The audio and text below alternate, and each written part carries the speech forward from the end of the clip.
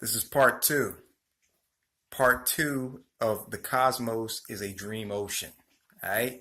So not only am I going to break down in the video, the full length videos, it's probably going to be well over an hour, but not only am I going to break down the fact that in the age of Aquarius, which is the age of the future, we will come in contact with what we believe or misperceive as extraterrestrial beings.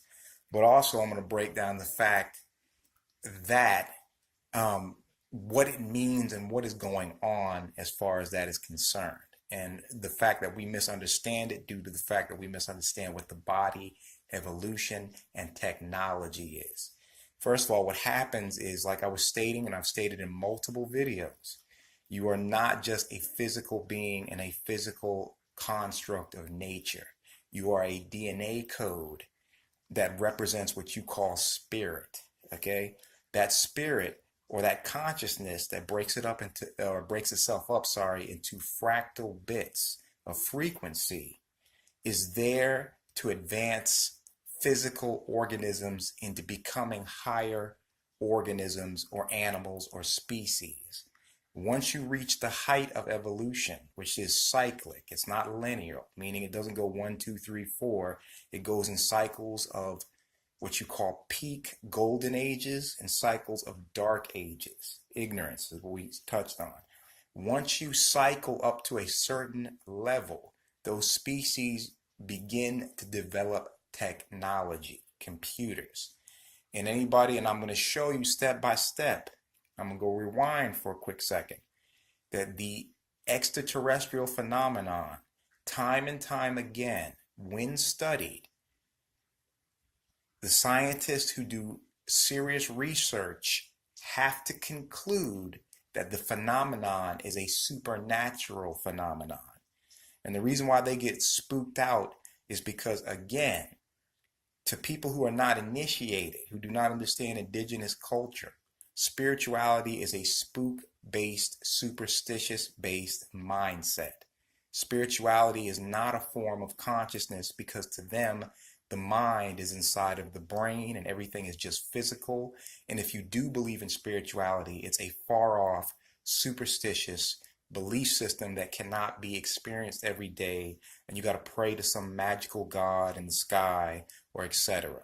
When you understand what consciousness is, especially if you, I'm going to make a good example. If you go and you look at the West African people of various tribes who have the ability to have spirit possession come upon them. And then people say, and they always talk about it in a spooky, supernatural, superstitious manner. Even the word supernatural is deceptive. It's not supernatural, it is natural. It's natural for you in your mind and your consciousness to want to expand itself, go into the subconscious, and pick up different forms of consciousness and frequency vibrations that we misunderstand as spirits.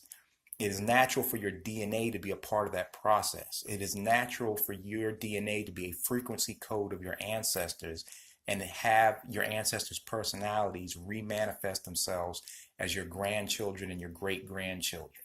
This is hard to grasp when your mind is still a what I call oppressed, colonized mind. It has not broken the chains of colonization type culture.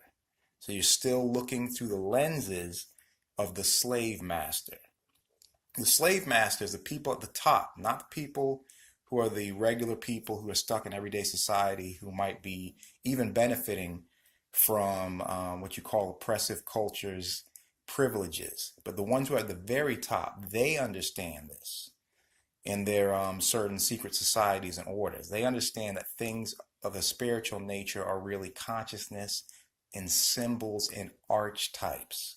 That's why I did the video where I made the presentation on worshiping idols, because you're maximizing your brain's ability to go back into what you really are, a coded archetype that manifests itself as DNA strands, which are codes. I keep repeating this because you have to condition your brain towards this.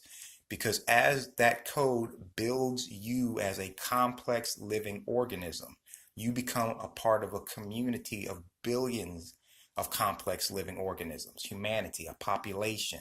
that population begins to manifest technology. As its science and technology goes to a higher level, they enter into what we call quantum physics, which is nothing more, no matter what they call it, but trying to master vibrational frequencies.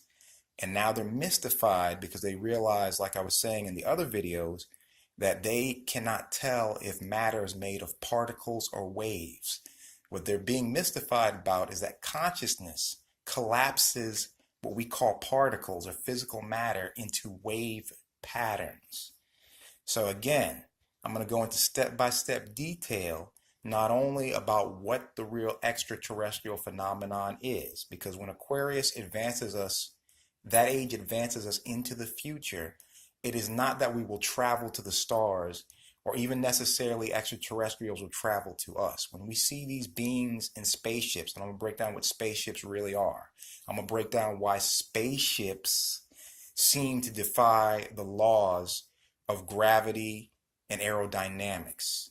I'm going to break down why aliens just appear out of nowhere, why they seem to speak telepathically, why they put people into laboratories and inject them with dimethyltryptamine, which is in your pineal gland, and they all start seeing aliens even though they don't leave the room.